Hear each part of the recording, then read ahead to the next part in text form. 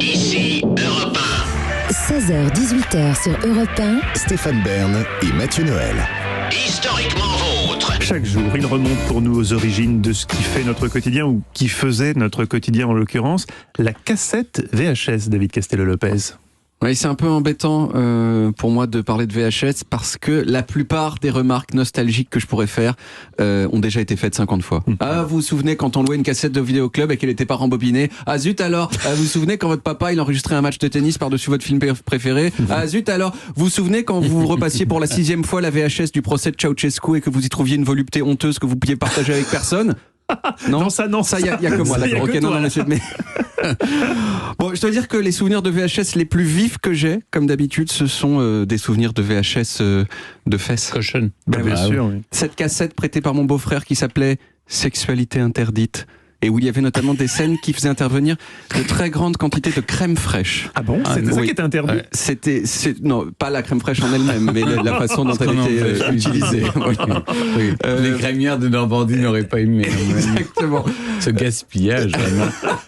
Non, c'est une autre utilisation. Voilà. On pense souvent à la manger, mais c'est pas forcément ce qu'on veut. Voilà. Pardon. Cette VHS de la Vénus bleue, le chef-d'œuvre de Marc Dorcel avec Julia Chanel. Pourquoi je l'ai pas vu celui-là? Que mon camarade, je sais pas. La Vénus bleue. Le Vénus bleu que mon camarade Grégoire Boutier a insisté pour que je lui prête, en me disant qu'il me la rendrait le lendemain. Et il me l'a jamais rendu. Et ça m'a fait perdre une partie de ma foi en l'humanité. Voilà. Mais alors d'où ça vient la cassette VHS, ce support de toutes les joies de nos adolescences? Alors, avant d'enregistrer des images sur bande magnétique, on arrivait déjà à enregistrer du son. Sauf que l'image, c'est plus dur à enregistrer que le son parce qu'il y a beaucoup plus d'informations dans une image que dans le son. Ça posait des problèmes techniques assez majeurs et donc pendant des années, on n'a pas réussi à fabriquer des appareils qui puissent enregistrer de l'image. Et puis, il y a eu un monsieur japonais qui a eu l'idée de faire tourner la tête de lecture qui lisait les bandes, tête de lecture qui auparavant était fixe. Alors, je dois dire que, comme ça arrive quelquefois, j'ai passé 1 heure à essayer de comprendre pourquoi c'est mieux que la tête de lecture tourne plutôt qu'elle reste fixe, mais j'ai dû abandonner parce que j'ai pas compris en raison de mon intelligence limitée. La physique dans l'ensemble, je m'en rends compte, c'est vraiment un domaine qui est au-dessus de mes moyens intellectuels. Voilà, c'est comme ça. Donc je crois les ingénieurs sur parole, et il faut me croire aussi, quand la tête de lecture tourne, c'est mieux. Voilà. Et c'est ça qui a permis l'apparition de l'enregistrement vidéo sur bande magnétique. À partir des années 70, il y a différents systèmes vidéo grand public qui ont vu le jour.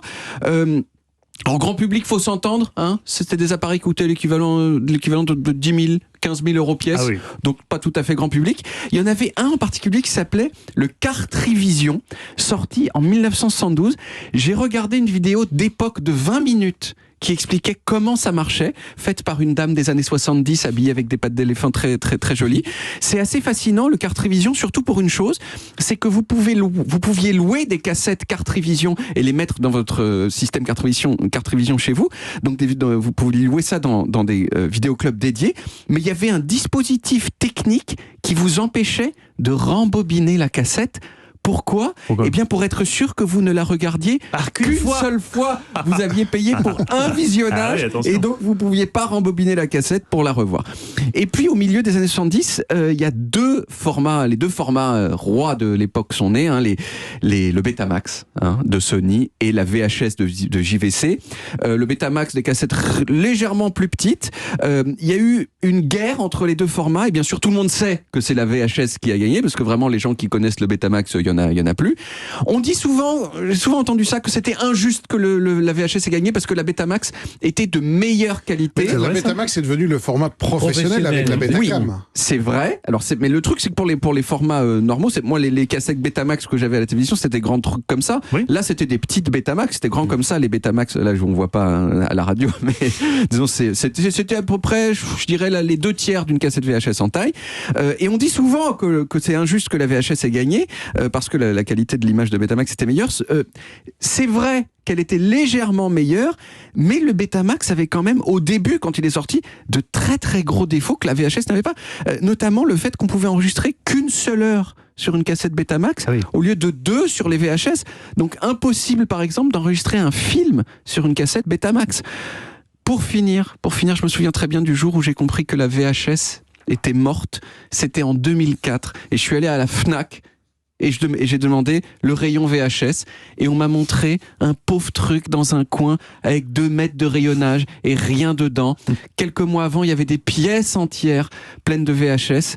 La VHS, elle est donc morte à une vitesse qui encore aujourd'hui me fait un peu de peine, même si j'en ai gardé quand même quelques-unes. J'ai notamment gardé Sexualité interdite, bien sûr. Vous me le prêterez. Et j'ai aussi gardé le procès de Ceausescu, mais ça c'est... Vous les regardez en quel sens? D'abord le procès pour vous chauffer ou... Pour la 22e minute, il a dû y avoir quelque chose de bizarre. Ouais. C'est Je suis une belle histoire. un petit peu étrange. Mais ça reviendra peut-être, les disques vinyles sont bien en train de faire un gros comeback, alors pourquoi pas C'est demain, vrai, c'est vrai. Il y a même les cassettes audio, paraît-il, reviennent. tout à fait. Ben, merci beaucoup David. On retrouve évidemment vos origines en podcast sur toutes les applis audio et en vidéo sur YouTube, Dailymotion et sur le site europe1.fr. Preuve que le mec est vraiment sorti des années 90 et qu'il bouffe des miel pops à la fin de sa chronique sur la VHS. On est vraiment dans les années 90. Europe 1, historiquement vôtre.